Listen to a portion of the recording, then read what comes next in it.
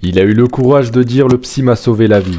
La santé mentale, un sujet qu'on évite trop souvent dans le foot. Fin 2022, Richarlison est au sommet, il marque 3 buts à la Coupe du Monde, dont une retournée qui fait le tour de la planète. Tout le monde crie son nom, il est intouchable, du moins c'est ce qu'on croit. Mais quelques mois plus tard, tout s'effondre. Il perd confiance, il enchaîne les critiques, il traverse une rupture, des problèmes avec son agent, il commence à s'isoler, à s'éteindre, sans que personne ne comprenne. Il parle à son père, il lui dit qu'il veut tout arrêter, il revient du mondial et a juste l'impression d'avoir atteint ses limites, comme si tout ce qu'il avait construit ne tenait plus. Ses pensées devenaient de plus en plus sombres, il pensait même en finir sérieusement, et pourtant, il jouait encore, il montait sur le terrain, et personne ne voyait rien. Et puis un jour il a craqué en plein match, sur le banc en larmes. Il a fini par demander de l'aide, il est allé voir un psy, il a eu le courage de dire ces mots-là publiquement, le psychologue m'a sauvé la vie. Dans le foot on parle de stats, de blessures et de transferts, mais rarement de ce qu'il se passe dans la tête. Aller voir un psy c'est encore vu comme une faiblesse, comme si tu devais tout encaisser parce que t'es un homme, parce que t'es payé, parce que t'es footballeur. Mais la vérité, c'est que parler c'est pas être fragile, parler c'est pas être fou, parler c'est survivre. Et tant qu'on continuera à se taire, il y en aura d'autres qui sombreront sans qu'on s'en rende compte. Tava querendo desistir, velho.